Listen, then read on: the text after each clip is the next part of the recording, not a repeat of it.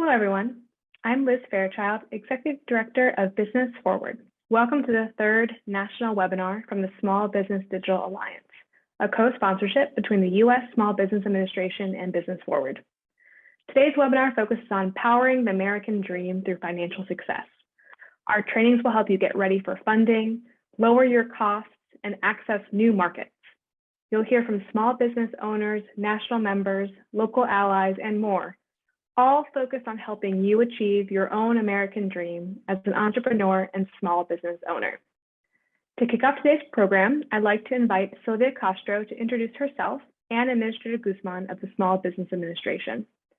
Silvia is a small business owner herself and an advocate for more than 600 small businesses each year in Utah. She recently shared her expertise at a Small Business Digital Alliance panel. We're grateful for partners like Silvia as we build the alliance together. Please join me in welcoming Silvia Castro, owner of Nalu Enterprises, LLC, and president and CEO of the SWAZU Business Center. Hi, my name is Silvia Castro, and I am a business owner here in Utah. I am very excited to be part of the local digital alliance. And as a business owner, digital tools and being able to make payments online and be successful online is really the way to get to my customers. So I really appreciate being part of this group. And I am honored to introduce the Small Business Administrator, Isabella Casillas Guzman. Welcome, everyone, and thank you for joining us for the third national webinar hosted by SBA's Small Business Digital Alliance. I'm SBA Administrator Isabella Casillas Guzman, and I lead the federal agency that helps businesses start, grow, and be resilient. We deliver the American dream of business ownership to more Americans. And in this webinar, you'll hear from some of SBA's largest private sector partners, including Microsoft, Amazon, Google, Verizon, Cowbell Cyber, and Zen Business, on three key elements for small business success: capital readiness, that funding you need, reducing costs, and access to new markets through digital tools. We created this webinar and the Small Business Digital Alliance with Business Forward to provide valuable free tools and resources to help our small businesses gain the know-how needed to survive and thrive. I hope this program inspires you, informs you, and helps you do what you do great every day, which is turn your ideas and dreams of entrepreneurship into reality and into those products and services that we all depend on every day and that create the jobs and really propel our economy forward. As you know, I've spent my life with small businesses from a very young age, working with my dad, who's an entrepreneur. My grandmother was an entrepreneur. And I've also started and exited my own companies, advised founders, and now can take all that experience to serve as the voice and advocate for President Biden in his cabinet, representing America's 33 million small businesses and innovative startups. Since January 2021, when President Biden took office, 7.8 million more Americans applied to start a business. That's more than any 18-month period on record. And there are opportunities on the horizon. I think that the Biden-Harris administration's efforts to invest in building an economy that works for everyone is really propelling entrepreneurship and will propel our small businesses forward. From literally building our infrastructure, from broadband to roads and bridges, through the bipartisan Infrastructure Investment and Jobs Act, more than $1 trillion powering that energy and transition in our communities, to just all the work that we're doing around climate change and manufacturing and innovation. We need all of our great small businesses to plug into these opportunities so that we can advance our economy. And that's why I'm pushing the SBA to meet our businesses where they are. That includes the digital space, where technology has become such a critical tool for small businesses. And that can mean more than just customers walking through the doors. It could mean connecting to customers online and continuing sales with beyond the neighborhoods that you're positioned in, and means more efficiencies in your management and just more resilience overall for your business. And e-commerce is a $768 billion marketplace in the US. And we want to make sure that our small businesses have pathways to take advantage of those consumers online, as well as be introduced to millions of consumers that live outside of the United States. And the question really is today is, are you digital ready to go after it? Are you positioned with the capital you need and the operations that you need? And that 240 library strong of free tools and trainings in our SBDA digital tools library is what can help power you forward. Use those tools to build your online strategies and leverage data to gain customer insights that can make you stronger and sharper in how you reach your consumers and reach new markets. And as well, use it to find and retain talent, something that's so critical right now for our small business owners. We want you to get the insights that you need to be ready to position your business, to compete in this marketplace, to survive and strengthen your balance sheet. You know, President Biden knows and has expressed to me that many small businesses just don't have that strong connection to immediately access resources. Maybe they don't have an accountant or a banker on speed dial. And that's exactly where SBA can fill some of those gaps. We come in with our district offices around the country and a network of more than 1,600 resource partners and community navigators on the ground to offer free advice and support to you to make sure that you get what you need to position your business strategically for growth.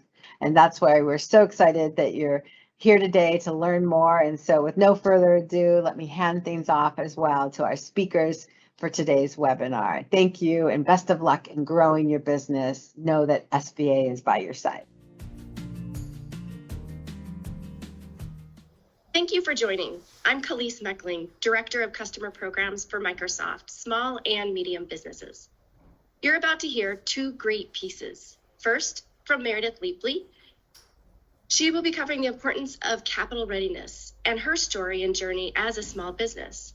She'll also cover empowering your American dream and the critical role financial wellness plays for small businesses, so you can be prepared for growing your own business. Following that, you'll see a 5-minute LinkedIn training session about investing. LinkedIn has a lot of business trainings very specific to small businesses, so make sure to check it out. Hi, I'm Meredith Leapley, and I'm the CEO and founder of Leapley Construction. We're a commercial general contractor here in the Atlanta area. Being an entrepreneur for 23 years has presented an amazing platform for some personal and professional growth. But also, there's been several obstacles and challenges which have been opportunities for that growth. When we are entrepreneurs, no matter when I was just starting out or where we are today at 23 years, the challenges remain the same. We're looking at our capital, we're looking at our talent, we're looking at our customers, and those things are our pillars to how we navigate our growth and expand. I remember starting out at age 26 with very little capital. And if it wasn't for certain clients like the Microsofts of the world believing in the business, I can tell you that I wouldn't be speaking to you today. But capital was very little. I had very little to work with in the very beginning.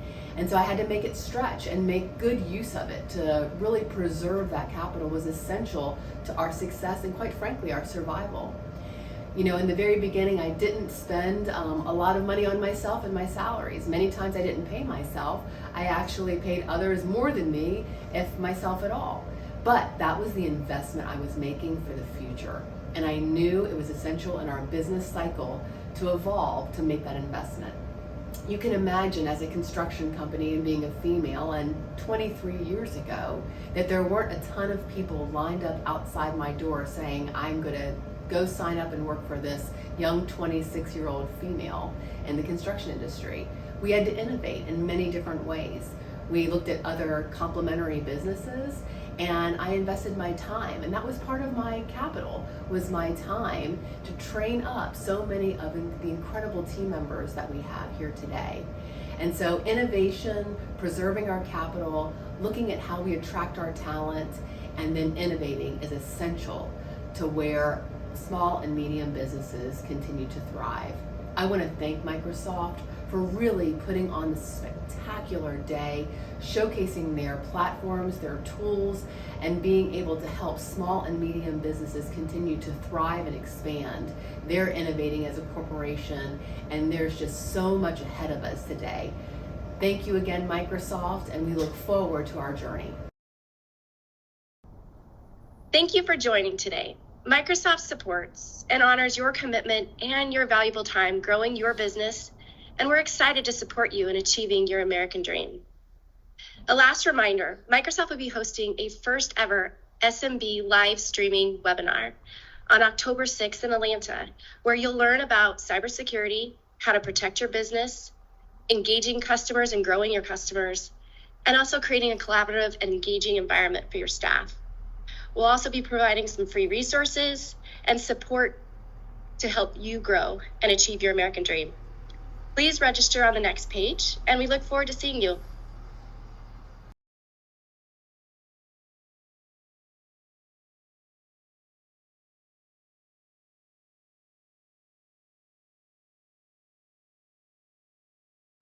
All right, you get it.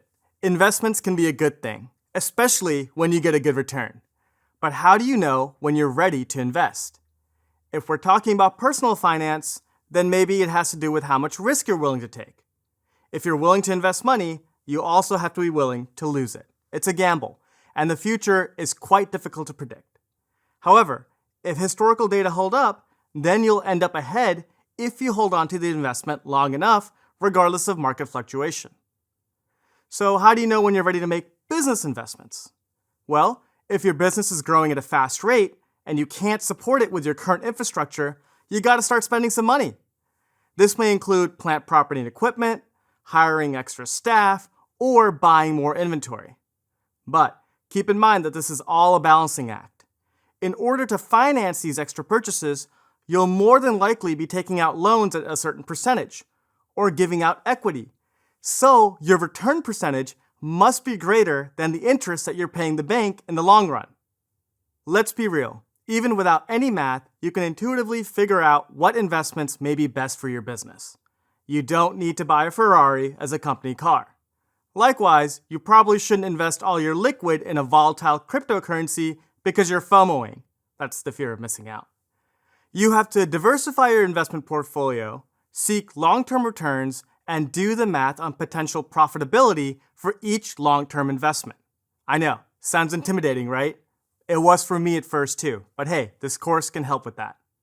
Something else you have to consider are your liquid assets. All businesses want the highest return on their dime. This is impossible given the timing of expenditures and costs. That being the case, businesses should maintain economic capital. Economic capital is all the money that's kept in banks, spare cash, or anything else that may be liquidated immediately for cash requirements. So, any money kept in economic capital should not be invested. You may be tempted to invest more money than is prudent to maximize rate of returns, but that's just a temptation that you have to avoid. For example, as I write this course, one Bitcoin is valued at almost $20,000 US. Imagine if you blew all your cash in that investment and it dropped to even $10,000 US per Bitcoin. That would be an issue. Inventory includes all the assets that are going to be sales, including finished products, works in progress, and raw materials. Work in progress items have been started but aren't yet completed, and raw materials are those that haven't even begun to be processed. A lot of liquid can go into raw materials. You really don't want to overspend on inventory as that'll eat up funds. Think about it. The actual inventory costs money and you have to pay to store it somewhere. And we're all kind of guilty on this on some level, right? I know that I always buy way too many groceries in anticipation of upcoming weeks and watch half the stuff go bad in my fridge. In this course, I'll show you a technique called NPV, or net present value, that can help you determine how to best increase your return on inventory. That way, your business can free up liquid assets to generate returns and also reduce opportunity costs associated with liquid. So, the big takeaways from this video are, you should start investing more if your business needs it. Don't wait around for your infrastructure to crumble. Seek out loans or other support. Also, Don't burn through your economic capital for the sake of investing. You may need that cash for emergency situations. Most commonly for people, these reasons are tax-related. Finally, think about your inventory. Don't buy up too much before you need it. You'll burn through cash and you'll have to pay to store it somewhere. Do the math to make sure you don't burden yourself in the future. Hello and good evening from the Thompson Hotel here in Denver, Colorado. My name is Fay Breedlove and I'm the co-founder of Terminal B. We are a luxury fragrance brand that merges scent and global travel through airport-coated candles. I'm here today to discuss the importance for businesses to go digital in a changing landscape. Our brand was founded in 2020 and officially launched July 2021. And for us, it is absolutely imperative for our brand to be visible in the digital landscape. Specifically, we're on Amazon and have a storefront via the Black Business Accelerator to have that type of support and visibility on Amazon, being the #1 online marketplace in the world. We're also on Instagram and have a shop where people can buy products from us. And we also have a website through Shopify. Given that we don't have a brick and mortar space, as we're super new in the industry, for us, we have to be online. That is our digital footprint.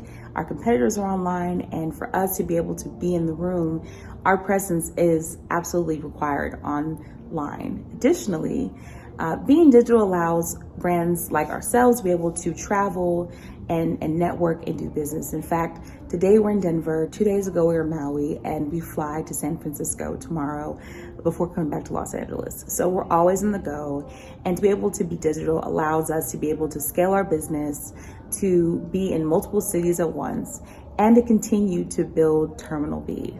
As such, I certainly recommend new brands, both new and also more established brands, to consider going digital in such a changing landscape, and to make yourself as competitive as possible, to get that digital presence and to be able to scale your business accordingly. It's my hope that these tips, just from us as a new brand, help you in your growth and journey as a company and as a business, and I wish you all of the best.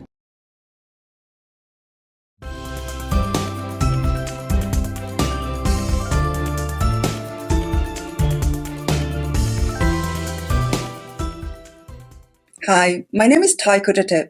I lead Amazon B2B payments and lending, and I'm excited to share more about the financing and payment solutions for small businesses we offer at Amazon. A big part of the small business money management conversation is understanding what tools are available to you to help optimize your cash flow and lay groundwork for the future. We get it. Financing your small business is tough. Data from US Bank shows that 82% of small businesses fail because of cash flow mismanagement. And we know that this is top of mind for many small businesses. Since 2019, we've seen a 185% increase in searches for small business funding. At Amazon, we listen to our business customers, and we are working relentlessly to build solutions that help businesses optimize the cash flow. Today, I'd like to walk you through how we are helping small businesses on this journey with 3 unique solutions: our small business credit cards, our business invoicing solution, and our lending programs for Amazon sellers. For many small businesses, the first tool in your toolkit may be a small business credit card. A dedicated business credit card can help you separate business expenses, take advantage of rewards, and improve your cash flow with extended payment terms. In partnership with American Express, we've brought together 2 brands known for the customer service to create an experience for small business owners. When it comes to making the most of your business transactions, using a credit card can be a powerful tool. Sometimes you may want to earn rewards. At other times, when cash flow is tight, extended payment terms may be exactly what you're looking for. No matter the situation, this card has you covered. With the Amazon Business American Express card, you can take advantage of 3% back or 60-day terms on US purchases at Amazon Business, AWS, Amazon.com, and Whole Foods. Now, with an eligible Prime membership, you can boost your rewards to earn 5% back on 90-day terms. Flexible payment terms can serve as a critical lifeline for small businesses looking to optimize cash flow. Take Susan here, who takes advantage of our 90-day payment terms to maintain her cash flow while managing the account receivables from her suppliers who have 30-day payment terms. All right, next, for other customers, a business invoicing solution can offer a flexible payment and financing option. On Amazon Business, we offer pay by invoice for eligible Amazon Business customers. Our pay by invoice solutions is about both flexibility and control. We provide flexible payment terms for purchases on Amazon Business, starting from 30 days. But you can apply for 45 or 60 days if you are a Business Prime member. We try to make things quick and simple for your business with things like seamless integrations to your procurement software. You can also control access to credit lines across your organization. Finally, our Amazon lending solution provides financing options for sellers who sell on Amazon. Last year, we celebrated Amazon Lending's 10-year anniversary, having launched the program in 2011. A key offering on Amazon Lending is a term loan to eligible sellers. We developed this program based on the knowledge that an infusion of capital at the right moment could put small business sellers on the path to success. From friends and family financing to a term loan, Lydia's story highlights the power that financing can play in helping small businesses optimize their cash flow. Her journey may sound familiar to many small business owners, and it serves as a good reflection of the various financing solutions you can consider as you look to establish your cash flow toolkit. In addition to term loans, we partner with Marcus by Goldman Sachs to feature the business line of credit in Amazon Lending as another financing solution for our sellers. With Live Credit, you have the flexibility to request funds and only pay interest on the funds actively used. Rates are fixed, and the sellers benefit from exclusive Amazon-specific pricing. You can use the Live Credit to help cover operational costs, buy more inventory, invest in product development, and grow your customer base.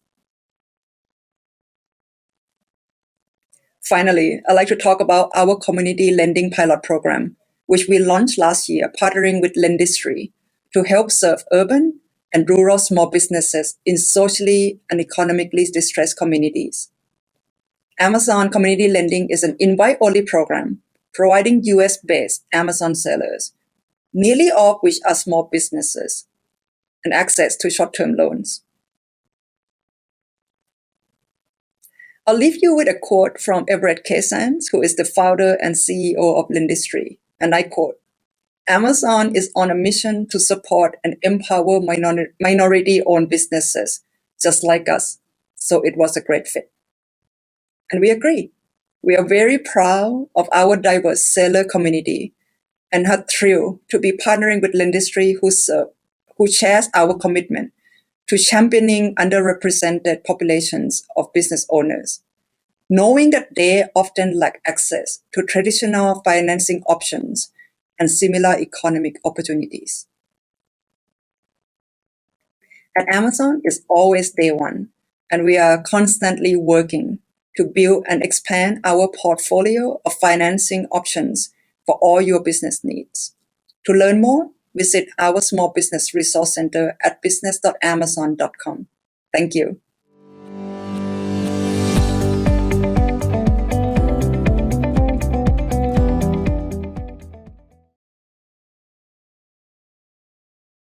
Hi, my name is Brad Baldia. I'm the National Executive Director for the Federation of Philippine American Chambers of Commerce.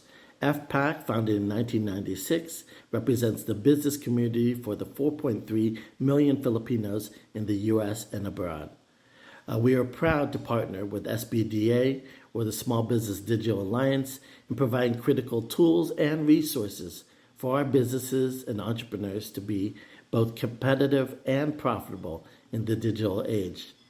We thank SBDA for providing trainings on the 3 keys to small business financial success and helping them to achieve capital readiness, to lower costs, and to gain access to new markets. Thank you, SBDA, for powering the American dream.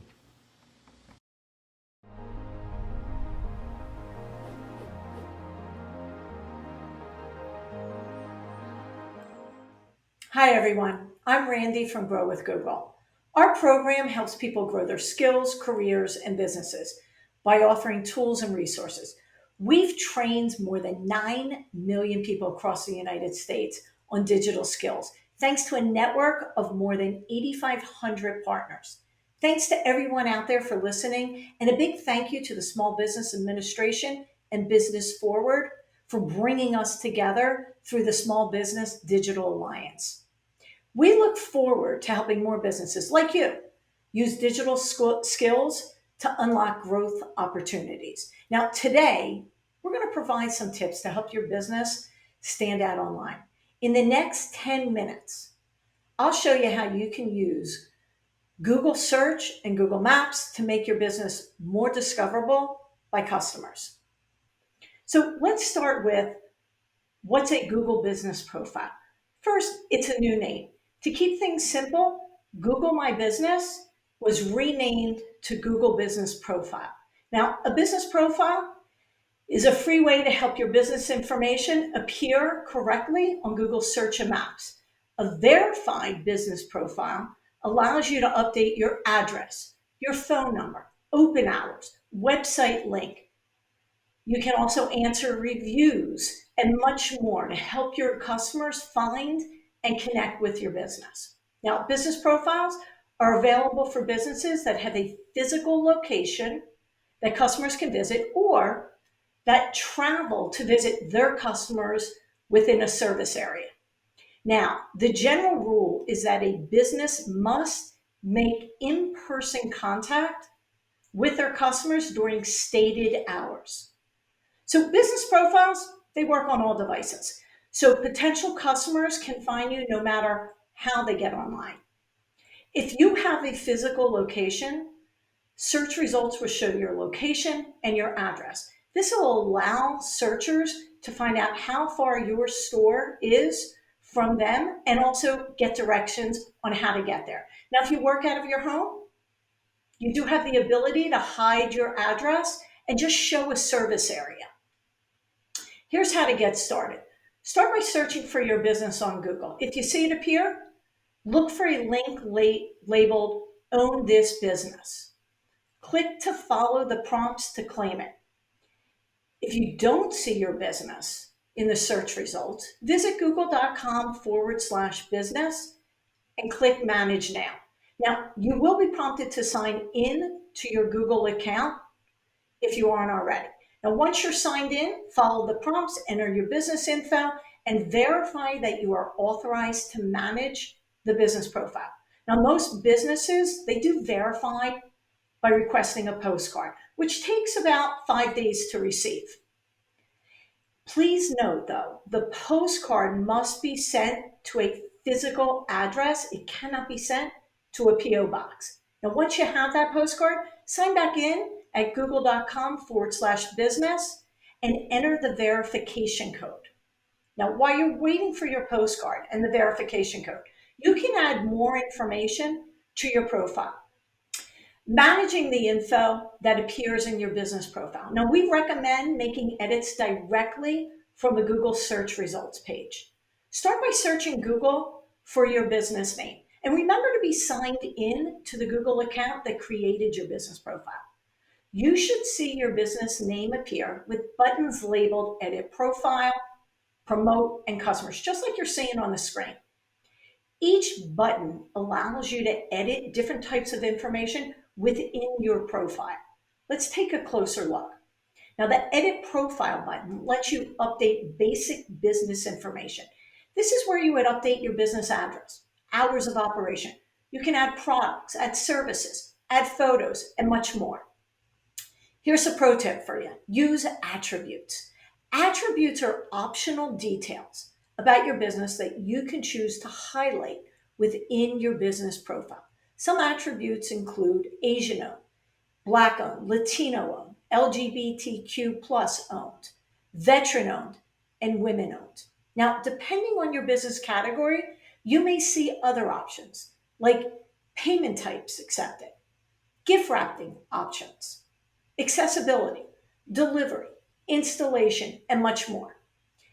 Attributes you select may be visually highlighted in search results. And make sure to check back regularly to see if additional attributes have been added to your business profile.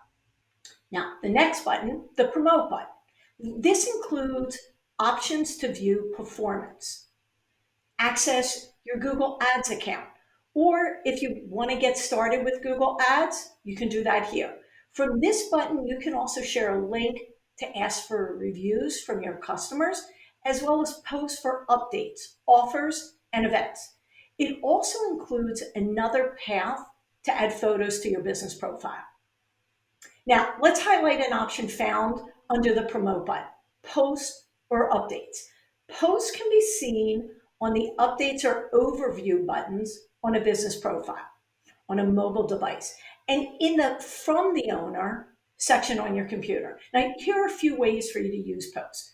The Updates option lets you share announcements. You can include a photo, short video, 30 seconds or less, a link, a call to action button, and other information.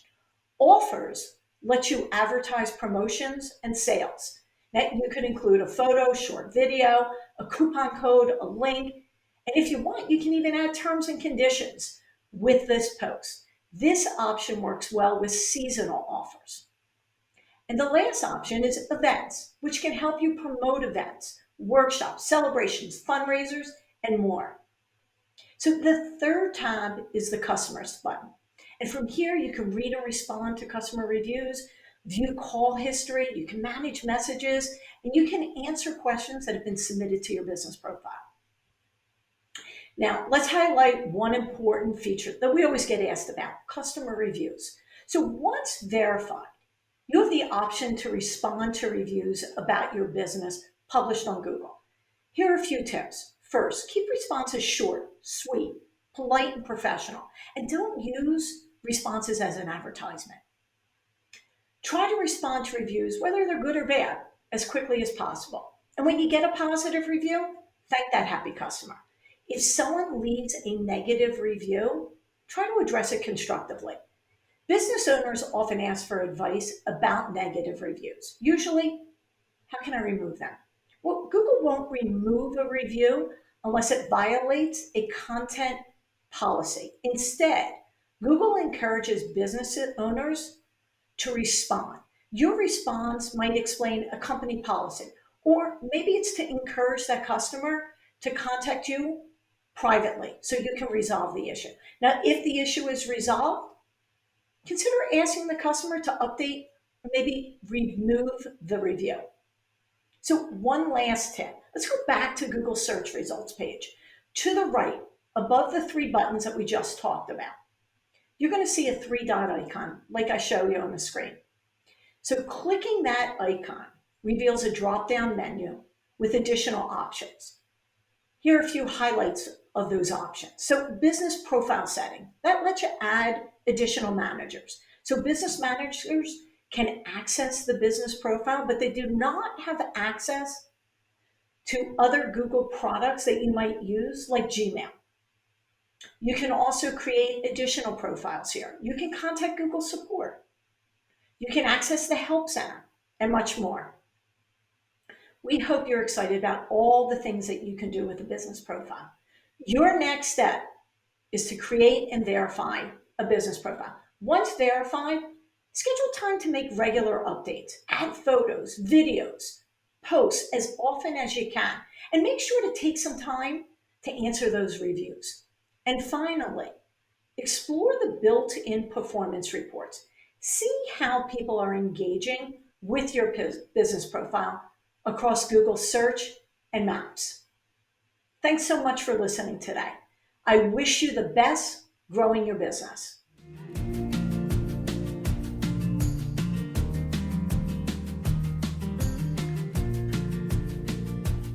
State Business Executives is proud to support the Small Business Digital Alliance with the Small Business Administration and our partners at Forward. Millions of small business owners in challenging, complex, and diverse industries need more than ever the digital tools, platforms, and solutions to not only grow their businesses, but to innovate and compete. The SBDA will help provide resources, education, access, and critical training for small business owners and entrepreneurs to thrive in the digital economy. Technology is a driving force that powers innovation, creates access to new markets and customers, helps develop new products, and scale in the e-commerce industry. The Small Business Digital Alliance has over 200 tools in the digital tool library, including countless resources from local allies that are available to small business owners. These tools are geared toward companies establishing a digital presence, reaching new markets, managing growth, finding and retaining talent, improving operations, expanding customer bases, e-commerce, and cybersecurity. There are live workshops, podcasts, curriculum tailored to business leaders' needs, along with support in helping develop and accelerate online and social media strategies. There are trainings to assist in accessing and utilizing digital tools provided by these local allies and national members. As you can see, the Small Business Digital Alliance is an extremely valuable resource that will help drive business competitiveness, growth, and innovation. When business succeeds, workers and communities succeed, and we all see the benefits. All of us at State Business Executives are honored to support the important work of the SBDA.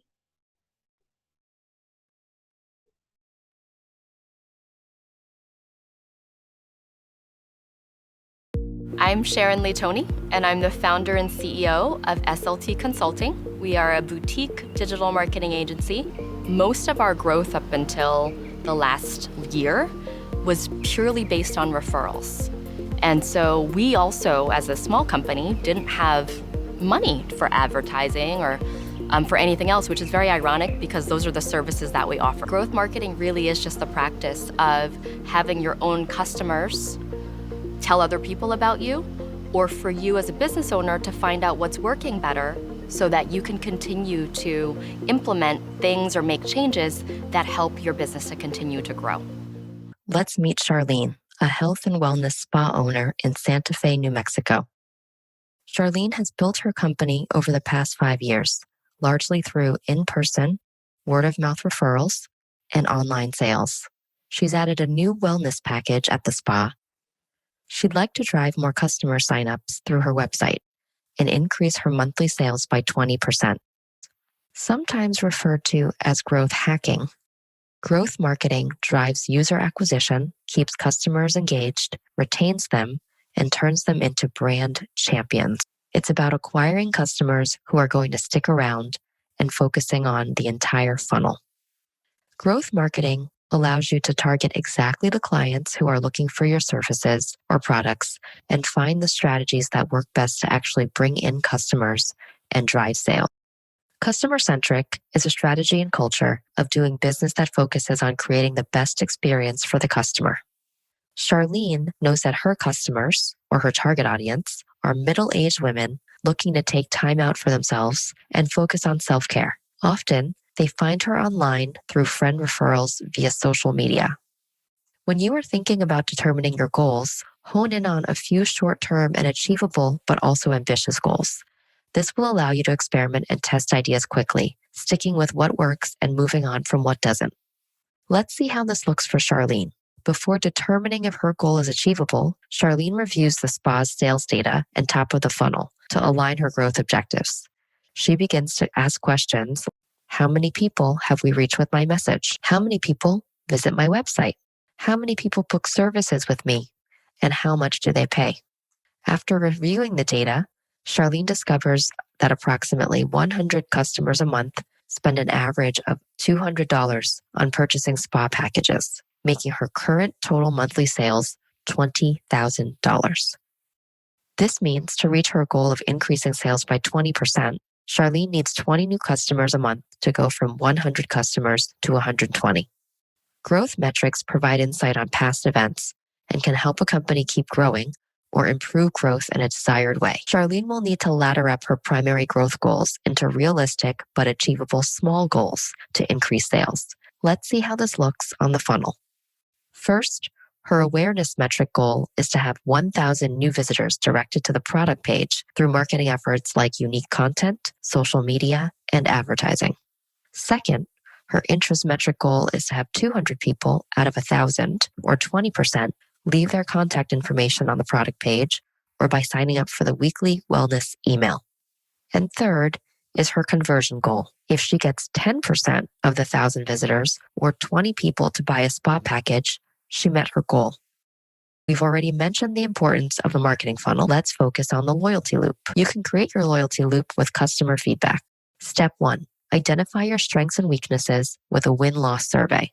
For prospects who turned into customers, a close-won survey is sent to find out what the customer liked that led them to make the purchase. For prospects who declined to buy, a close-lost survey is sent to learn what went wrong in the customer's journey. You can predict repurchase and increase spending with a customer effort survey. Step 3, measure customer loyalty with NPS, Net Promoter Score.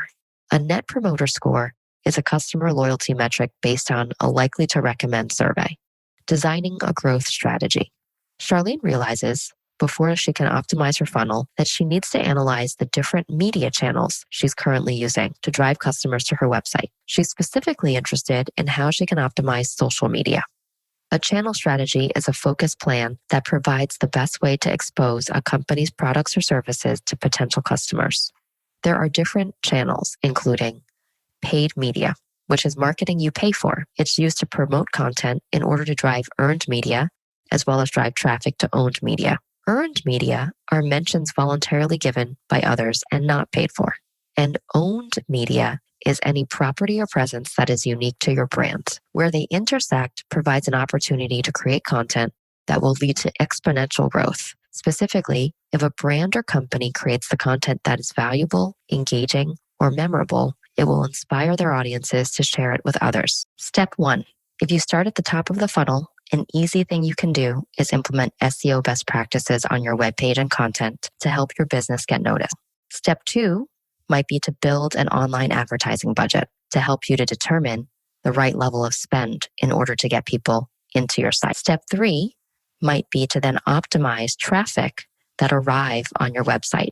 And therefore, looking at your landing page could be a way that you can improve your marketing funnel. Step 4 could be then to invest in remarketing. If people have come into your landing page, but they have not converted, to remarket or to retarget them could be a way to bring them back into your site. And then finally, step 5 might be to optimize your marketing emails so that you have a strategy to keep people engaged even after they've converted with you. These are 5 steps that you can use that mirror the marketing path or the marketing funnel of a customer that's engaging with your business. Energized by analyzing strategies surrounding acquisition and activation, Charlene sits down to outline her optimization strategy. She wants to be intentional about establishing what she can do at every stage of the funnel, especially when it comes to retention and referral. How many people come back for a second, third, or 10th time? How many people refer friends to my business? If you were to pick between your friend or a brand, whom would you trust? Of course, you choose your friend every time. Let's take a look at the referral journey. The referral journey involves getting customers or prospects to share your company message with someone else with the expectation that those people are more likely to engage with your brand than the general public. Charlene knows that she has a loyal customer base and decides the best way to drive 1,000 new visitors to her site is by offering an incentive to refer a friend. In her weekly wellness newsletter, she announces that for every mention on social that leads to new customer signups, they'll receive a free 15-minute foot massage. She hopes it goes viral. To measure viral growth, you can use this formula. First, determine the percentage of how many users will invite others. Then multiply the number of people they send the invite to by the percentage who actually accepted the invitation. Does that sound like a lot of invites? To help visualize, let's see Charlene's numbers from her first experiment.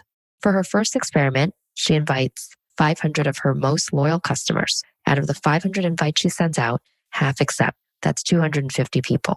They then send the invitation on to 5 friends each. Are you seeing how this works?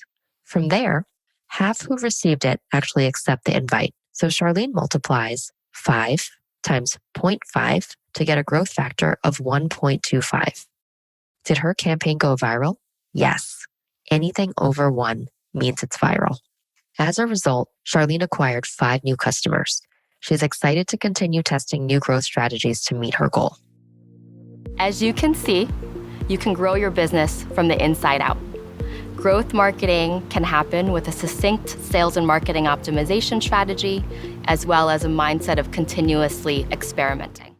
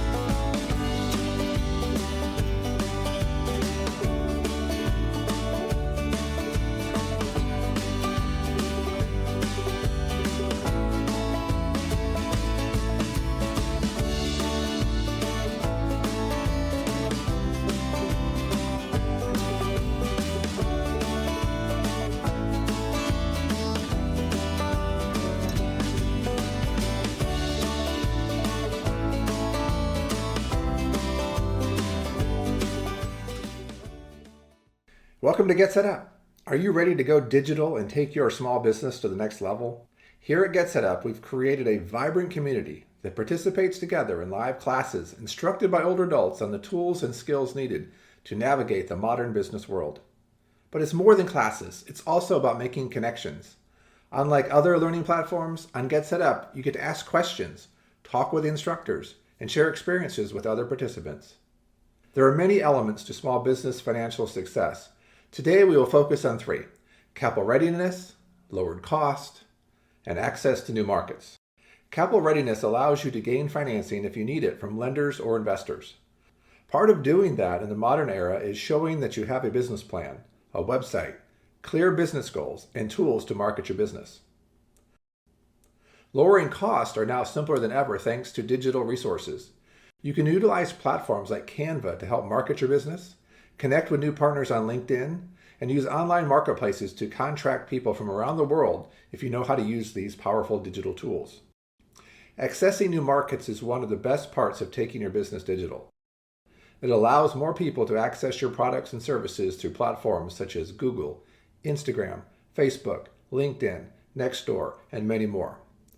Now, a lot of credibility depends on your visibility in these type of markets. GetSetUp offers classes on these topics and more with other entrepreneurs eager to help you take your business to the next level. We are the fastest growing online community for older adults learning, exploring, and having fun together. To join our community, start by taking a class and taking your business to the next level.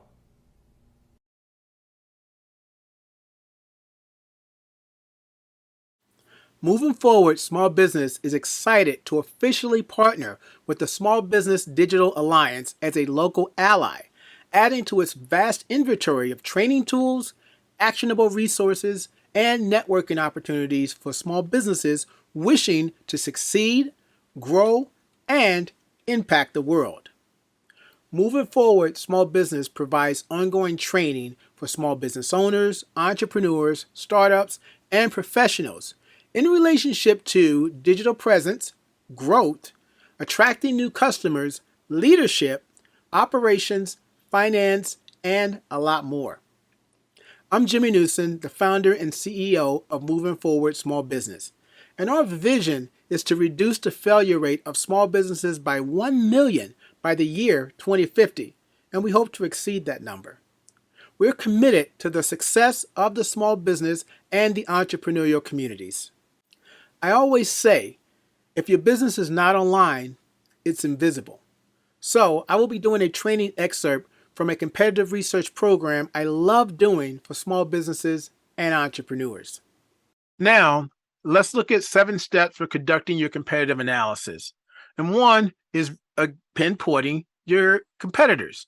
And at the end of the day, there are 5 types of competitors you need to identify. The 2 we know the most is your direct and indirect, but you also have a potential. That means that someone that could potentially come into your market, a future competitor, that means a bigger brand who will eventually come into your market, and then a replacement competitor. Now, this is the one that is the hidden one, especially when I hear people go, I don't have any competitors. At the end of the day, you always have competitors. And I'll give you a quick example of that. Let's say that you sell pizza. So you're a pizza shop and you sell pizzas at the pizza shop. Now, what is a replacement competitor? All of a sudden, dad or mom, but we'll use dad. Dad comes home and goes, you know what? I was going to order a pizza, but tonight I want to make this a thing and I wanted to make it pizza night. So I'm going to go to the store and we're going to buy all the ingredients and we're going to make the pizza from scratch. That's a replacement competitor. And now let's move on to our next one, which is knowing your competitors' clientele. You know, you will understand your competitors from a customer's perspective and discover how they draw in the customers. So if you have the ability to maybe talk to someone who bought what you would consider a competitor's version of your products and services, have a conversation with them about the experience, about, you know, how much they like the product, why they like the product, why they may not like the product. You know, I'm not saying this is easy. It takes time, but it's worth it if you're able to get access to someone who has bought from your competitor and interview them a little bit. Okay. Another one is learn about your strengths. Okay. What are the strong sides that make you stand out among others? Is it product quality or efficient staff? With the right information, you can develop strategies to elevate your advantage even further. So you can do this 2 ways. You can look at that for yourself, but then you can also understand what are the strengths of your competitors. And when you understand the strength of your competitors, you can figure out where, you know, we call this a SWOT analysis, you know, strengths, weaknesses, threats, opportunities here. So, you know, you start to get a bigger picture of where you're strong, where you're weak, where you're getting beat. And when I say where you're weak, I'm assuming that the competitors are stronger in those areas. Okay. Next, we're going to talk about comparative evaluation. You can evaluate the strengths and weaknesses of each category of your business. So not only just your business in general, but the category of your business.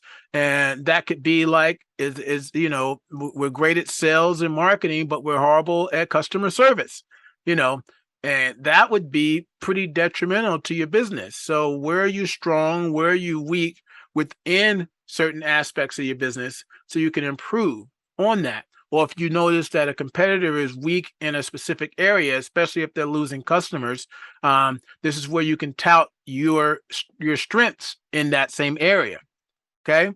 Talk about comparative advantage subcategories here. Now we can dive even deeper, and let's say we're going to call social media a category that we're studying that are our competitors better than us or less or not as great, but we can create subcategories because some competitors that you may have may only be on one social media platform.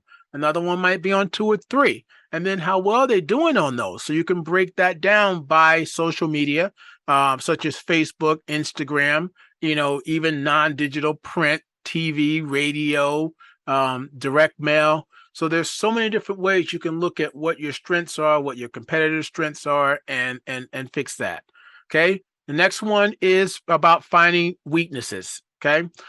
Competitive analysis can help you locate your weak spots and offer solutions. So I think the solution part is really where the value of understanding where you're weak at really starts to play well for you, because you can figure out that you're weak somewhere and you end up coming up with some really great way to solve that issue. It might just as well be a new product, and it might be something innovative. That would be fantastic. Okay. And then we got opportunity evaluation. You can establish which opportunities will be lucrative and bring in long-term success. So this is where you want to, now that you're getting all this data, and again, this is where a blueprint can be drawn from looking at what your competitors are doing, especially if they're bigger than you. They're spending the money and creating the road, paving the road, and now you don't have to pay for that same road. You can just travel on it and figure out, do I want to turn left? Do I want to turn right? Do I want to stay on the path? Use what they've created to your advantage. Here's a tool that I use a lot. It's called Hrefs. If you drop in a competitor's domain in here, if you don't have your own domain, you can see who their competitors are. Now, if you have your own domain and it's been up and it's actually ranking, you can drop your domain name in here and it will pull up organic competitors. So it's really aligning with what keywords you're ranking for.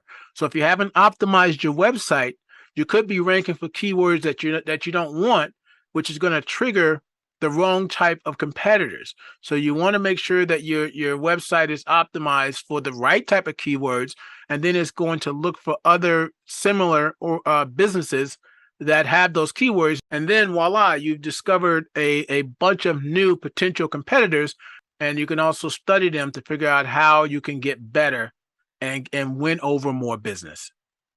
Thank you for watching, and I look forward to working with the Small Business Digital Alliance, the other local allies, the national partners, and to continue to support the small businesses across this country. Have an amazing day.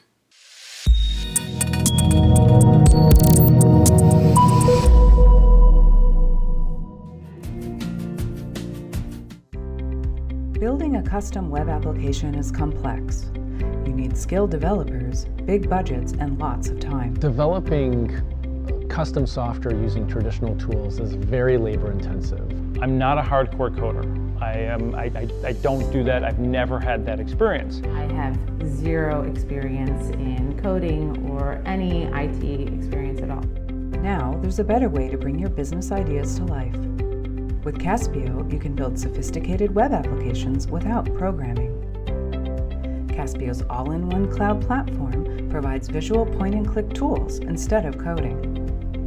Create powerful, secure, and scalable applications in a matter of hours instead of days. We worked on this project using Caspio in literally 40% of the time that it would have taken to work on the same project using conventional software development tools. Caspio had that right balance of easy to use up front, but then also something that I could extend to a more integrated platform. Now that Caspio has taken our business up a level and streamlined our systems, we're actually able to design and move through the process of engineering a ride much faster. So, what are you waiting for? It's pretty straightforward, it's cost effective, and you can really do some pretty impressive things with a tool that isn't that hard to use. Join thousands of happy customers. Sign up for a free trial and get started today.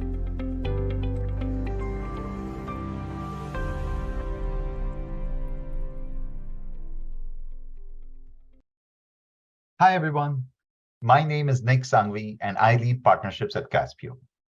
We are thrilled about our partnership with the Small Business Digital Alliance and the opportunity to present some learnings with you today. Follow along with us as we show you how you can use Caspio's low-code platform to solve your most complex business needs and watch out for a special discount offer. At Caspio, our mission is to enable small businesses like yours to build custom business applications without coding or relying on expensive IT resources, all by using point-and-click tools. Growing a business comes with continuous change and improvement, and that includes the tech stack behind the business. Caspio enables you to build and deploy custom web apps much faster and cheaper than traditional methods, leaving you more time and cash to do what you do best, innovate. Unlike other SaaS tools, Caspio allows for unlimited users, both internal and external, so your costs don't go up as you scale. With that, I'd like to hand it over to my colleague Ned, who will show you what is possible with our platform. Over to you, Ned.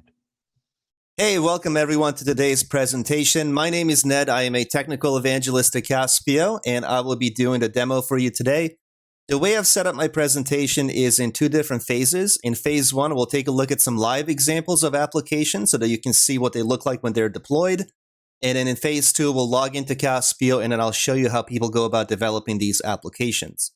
For my first example, before I log in as my sample user, I just want to preface and say that all the sample data that you're about to see is fictitious data. There's no PII. I'm going to go ahead and log in, but before I do, I want to mention here that what you're seeing is a Caspio developed login screen and seamlessly embedded in this part of my website. We'll talk about deployment a little bit later today, but for now, let me log in as my sample user. And once logged in, you're going to be able to see a few more additional Caspio data pages or interfaces, starting with the filtering form at the very top. So what you're seeing is a Caspio form that allows us to filter our data. We're able to see 6 different charts, a combination of pie chart, area charts, bar charts, line charts. And what's really great about the Caspio charts is you can click inside a legend to show and hide elements if you want to hone in on specific KPIs. Directly underneath the charts, we have a pivot table that was developed in Caspio. And here we can see fields on the left-hand side. We can see fields across the top, and we have all of our data in aggregate where we do our calculations. We can also click inside each cell if we wanted to expand the sales for that sales rep and review additional sales data. I can revert back and go back to my pivot table. Underneath the dashboard, we have customers. So here's a Caspio developed tabular report that shows me data in rows and columns. I can add a new customer if needed. I can go into details of a customer, and from here I can edit the customer's details. I can add a new log. Very typical, where we can submit either a phone conversation or an email conversation. We can add a new deal if we closed a new sale so that we can track all of our sales data. Underneath that, we have reports, which shows me a combination chart where we can see total sales and also total deals by sales rep. And perhaps there's a correlation there. Maybe we can see, based on a number of deals, we can see how the sales tracks up or down. Directly underneath that, we have a list of all of our sales reps. So we have total sales, which I'm sorting from highest to lowest so that we can track our top performers.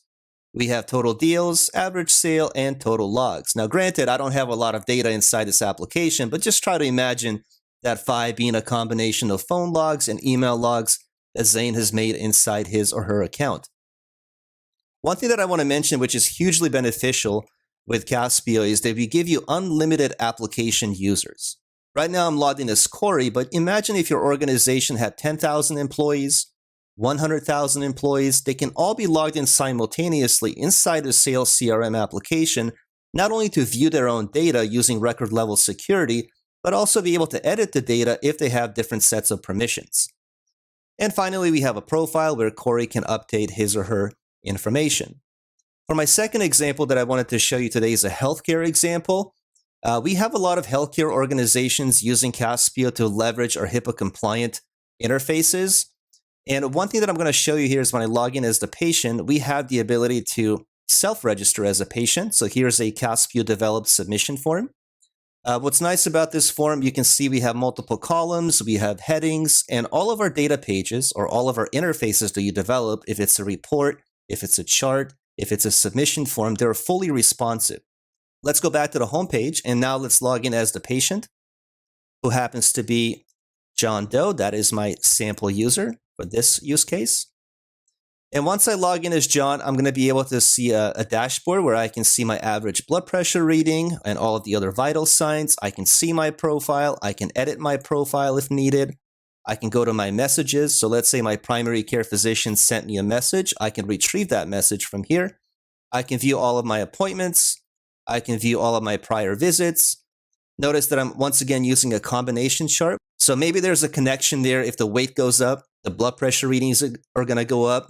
On the flip side, if the weight goes down, then the blood pressure readings could go down as well. I'm using an area chart to show all of my other vital signs. I have a very simple tabular report underneath that shows me all the averages across all of my visits. And last but not least, I have test results where I can now, as a patient, I can download maybe my lab work. Maybe I can see the findings of my ultrasound. And once I review those findings, maybe I can take those to a specialist and figure out what I need to do next. Now, oftentimes I get asked this question, Ned, how long did it take you to develop something like that in Caspio? And believe it or not, this whole entire healthcare example took about 2 or 3 days. And that's given my extensive knowledge with the Caspio platform. However, once you get the hang of how to use the platform, you're going to be able to develop these interfaces yourself very quickly in just a couple of days as well. And you can go live with that application. Hey, folks, that's all the time we have for today's presentation. But if you'd like to learn more about how you can build the apps we just demonstrated, please visit us at caspio.com and check out our tutorials. We even have more than 30 app templates to get you started quickly.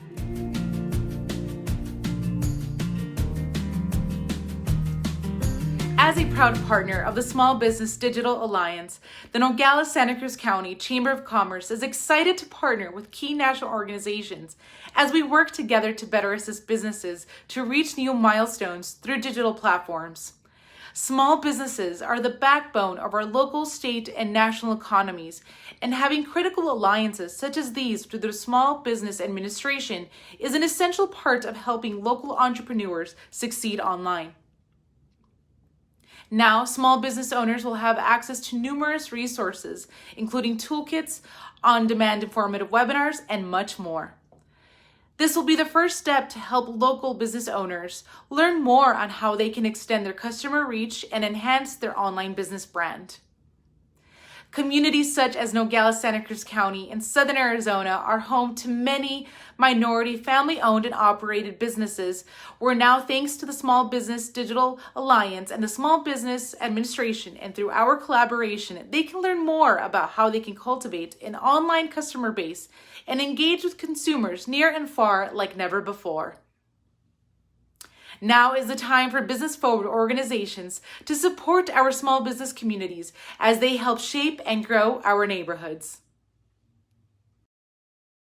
Hi, I'm Marion Krueger with Cowbell Cyber, and today I'm going to talk to you about Cyber Insurance 101, how to be cyber resilient. So let's start by defining what exactly cyber insurance is and why it's important. Cyber insurance is a specialty insurance product intended to protect businesses from internet-based risks, and more generally, from risks related to information technology infrastructure and activities. Risks of this nature are typically excluded from traditional commercial general liability policies, or at least are not specifically defined in traditional insurance products. Here at Cowbell, we believe that every business, no matter its size, should have a cyber insurance policy because our world is becoming increasingly digitized, interconnected, threat actors are becoming more sophisticated, threats are evolving, and organizations are turning to the insurance industry to help mitigate their risk. So from cyber insurance, the provided financial protection can be classified into 3 categories: first-party loss, first-party expenses, and third-party liability. I'm going to touch a little bit on each one. First-party loss is designed, the coverage for this is designed to lessen the financial impact on the company that bought the insurance. This is called the insured. It covers data breaches and cyber attacks at your own business. For example, this could look like phishing, social engineering, ransomware attacks. Those are different cybercrime losses, business interruption, bricking costs, cryptojacking, things of that nature. First-party expenses are the costs directly associated with responding to a privacy breach or a security failure on your behalf. So those could be forensic investigations, security breach expenses, extortion costs, reputational harm expenses. And lastly, third-party liability. This type of insurance provides liability protection in case the insured company makes a mistake that results in a client suffering a data breach or a cyber attack. This could look like liability costs, paying for settlements, damages, regulatory costs, or fines and penalties. These costs are related to the claims made against you, including if you're sued. So here at Cowbell, we hear a lot of myths around cyber insurance, and we attempt to debunk those as we hear them. So I'm going to go over 3 myths and tell you why they're each not true. So the first myth that we hear is that SMEs do not need insurance because they're not targets. So SMEs, we're using that as shorthand for small and medium-sized enterprises. We cover businesses that are primarily small and medium-sized, meaning up to 250 million in revenue. And the reality is that this myth is not true. SMEs are actually some of the most vulnerable targets for cyber attacks. They have fewer resources. They're connected to larger organizations through supply chains, making them even more vulnerable. And they're easy targets because of all of that. But the statistics show that there's an attack on a small business every 19 seconds, which is just so frequent. And attacks like this can have just devastating impacts on SMEs in terms of cost, which brings us to myth number 2. A lot of folks think that cyber insurance is not worth the cost. So I can tell you that it is worth the cost. You can hear that from all kinds of experts in the field, but listen to our policyholders. This is a survey that we did this year of about 200 small and medium-sized enterprises appointed with Cowbell. And 79% of our policyholders believe that cyber insurance is worth the cost. They agree that the cost of cybersecurity is well worth the protection it affords. And when we're thinking about costs, it's not just the cost of the policy, it's not just the cost of a potential ransom payment, but it's also the recovery costs that you need to consider. This could raise the cost of a ransomware attack from hundreds of thousands of dollars to over $1 million, which could be devastating for any business, but particularly the small ones. And also, 74% of our policyholders agree that they have improved their cybersecurity awareness as a result of acquiring cyber insurance from us. Cybersecurity awareness brings us to our myth number 3, which is that cyber insurance alone is enough to prevent attacks. This is not true. Cyber insurance is a great start, but it is not the end-all be-all. You need to also complement a cyber insurance policy with robust cybersecurity awareness training in order to prevent attacks from occurring in the first place and better educate your employees. Protecting your business with cybersecurity awareness training is most important because many attacks, most attacks actually, are occurring because of human error, whether that's someone who has fallen victim to a phishing attack. Skilled cyber criminals can so easily fake convincing emails, pretending to be someone you know and trust. And it's all too easy to inadvertently click on a malicious link in one of these phishing emails, especially if it's at the end of a long day or right before a weekend. Cyber criminals know the timing when they're likely to be successful and trick someone into clicking a link. The resulting cyber incidents can lead to extortion, business interruption, compromised data, and much more. So what can you do today? How can you protect yourself and build up your defenses against these types of attacks? Well, first of all, you can enroll your employees in a cybersecurity awareness training. Actually, at Cowbell, if you get a cyber insurance policy from us, this comes included in every Cowbell cyber insurance policy. You can enforce the use of strong passwords, avoid password reuse, deploy multi-factor authentication. We call this MFA or 2FA if there's just 2 factors involved. But MFA alone can actually prevent up to 99% of attacks on accounts, which just makes it all the more worthwhile to deploy MFA. Create and communicate an incident response plan. This is something that we can help you with at Cowbell as well, but every organization should have a customized, personalized incident response plan that is effectively communicated across the organization so that everyone knows what to do when an incident occurs. Avoid poorly secured public Wi-Fi. And backups, test your backups, make sure that they are trusted and tested, and store them on a drive that's not connected to the internet. If you have backups that are frequently tested and that are stored offline, you know they're going to come through for you. It can actually remove the necessity of paying a ransom in the situation of negotiating with a malicious actor. And lastly, train employees to access sensitive data only from company devices and through a VPN or encrypted connection. Like I said, cyber insurance is a great first step, getting a policy, but you also certainly need to complement a cyber insurance policy with robust cybersecurity awareness training. But here at Cowbell, we actually do things a little bit differently than other cyber insurance providers. We cover relevant coverages that adapt to threats of today and tomorrow, such as ransomware, social engineering, business email compromise. We are offering clarity and support when coverage is often confusing for our policyholders. And we make it easy and fast to get a cyber insurance policy should you choose to do so. If these topics were interesting to you, I encourage you to download your own copy of a book that we recently published called Cyber Insurance for Dummies. You can actually access this on the SBDA Digital Tool Library. I've put the link on the screen, but I just wanted to close with a thank you to the SBDA for organizing this session, and thanks to all of you for your attention.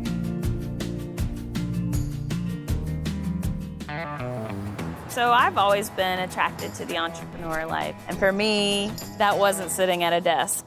It was being creative. It was connecting with people. The easiest, quickest way to connect with someone is to make them something that they'll love. Speak Cheesy is a funky, rolling, gourmet grilled cheesery food truck. Grilled cheese has always been my favorite food. You can literally pair anything with it to come up with something new. At Speak Cheesy, we have over 36 different types of grilled cheeses. The main concept is what we call edge-to-edge flavor, so that when you bite into a Speak Cheesy grilled cheese, you're tasting that from start to finish. The growth of the business was really difficult in the beginning. We didn't start the business with a lot of capital. We bootstrapped it. Traditional loans were not an option for me. So in order to keep that cash flow moving, the truck always had to be operational. The sales from the day before are what fed the sales the next day. There wasn't any financial stability. Things started to change drastically for Speak Cheesy once we were able to actually have some access to capital. Learning that PayPal had access to small loans meant that I could look for a loan that worked for me and my business. Applying for the PayPal working capital loan was easy, it was quick, and then you know the answer within just a couple of minutes. We were able to make improvements to the truck that sped up our efficiency. We were able to bring in 2 additional staff. I didn't have to micromanage money because the return payments were made off of my sales. Every time we've received a PayPal working capital loan, we've watched the health of our business grow. The future is really bright for Speak Cheesy. It's our goal that as we grow, we'll be able to still make those authentic connections with our customers. That's the way that I get to give back to my community, by making food that's going to delight you as well as something that you're going to remember and want to go back and try all other 36 flavors.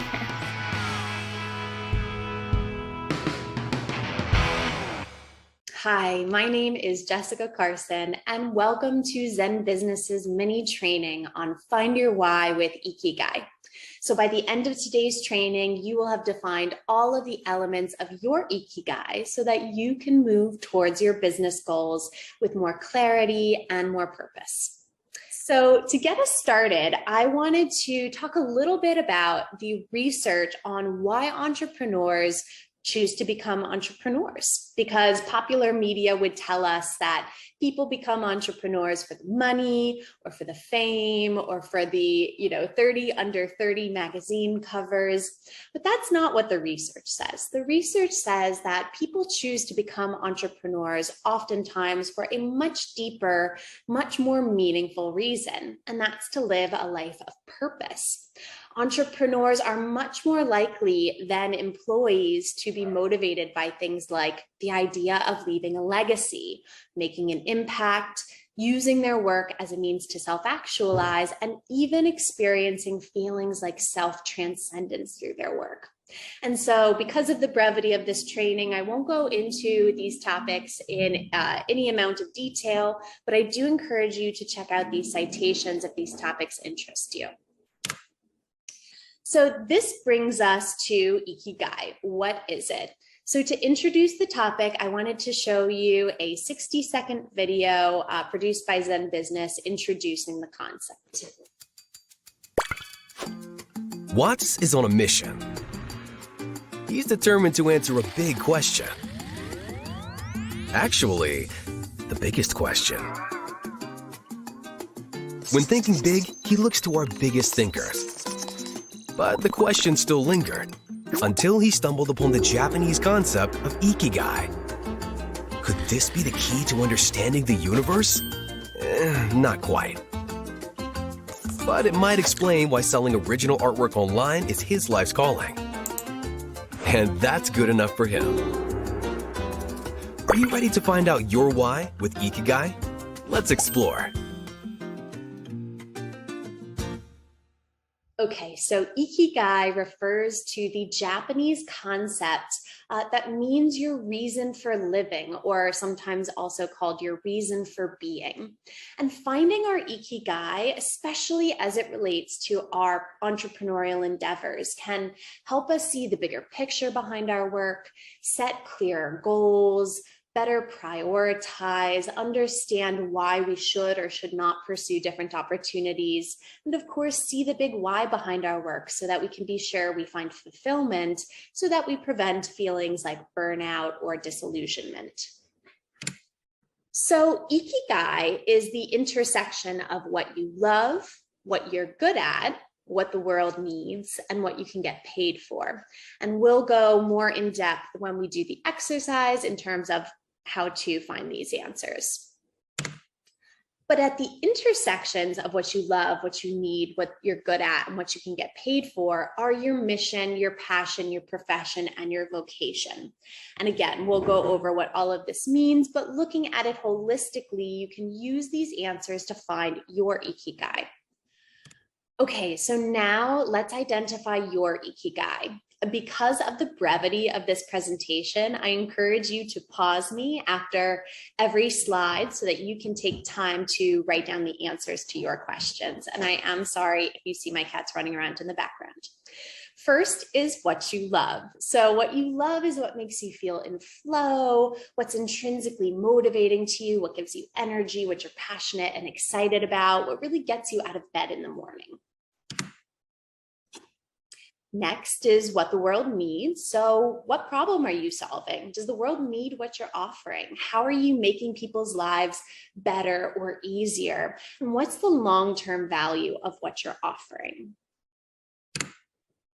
Next is what you can get paid for. So if you think back through your history, you can probably identify patterns in what people have sort of spontaneously offered to pay you for. Maybe it's advice on a certain topic, maybe it's providing a certain service. Are people expressing interest in that product or service? And are other companies successful at selling similar products or services?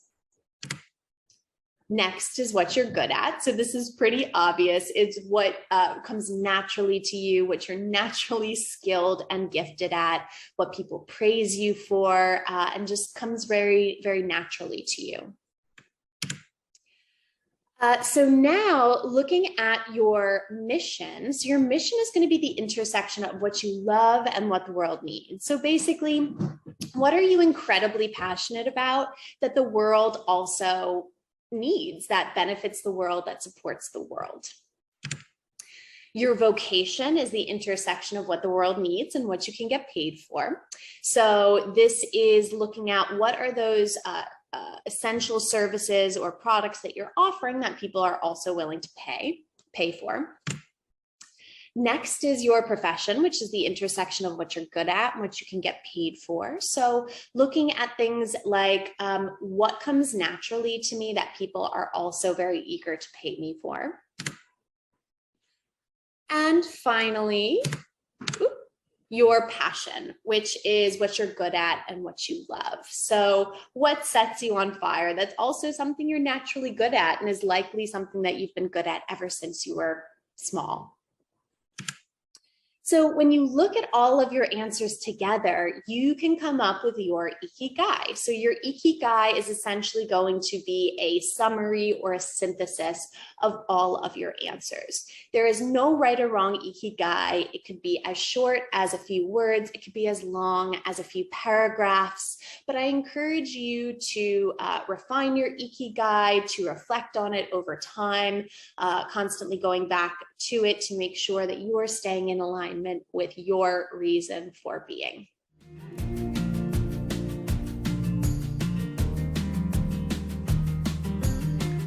Thank you for joining us today. I hope today's webinar helps you go digital as you work towards realizing your American dream through entrepreneurship and small business ownership. Please share this webinar with your employees, colleagues, and local community organizations interested in the benefits of digital tools for small business. And finally, please visit our digital tool library at www.smallbusinessdigitalalliance.com and access more than 240 free tools and trainings on everything from cybersecurity to benefits and more. We look forward to seeing you at the next national webinar.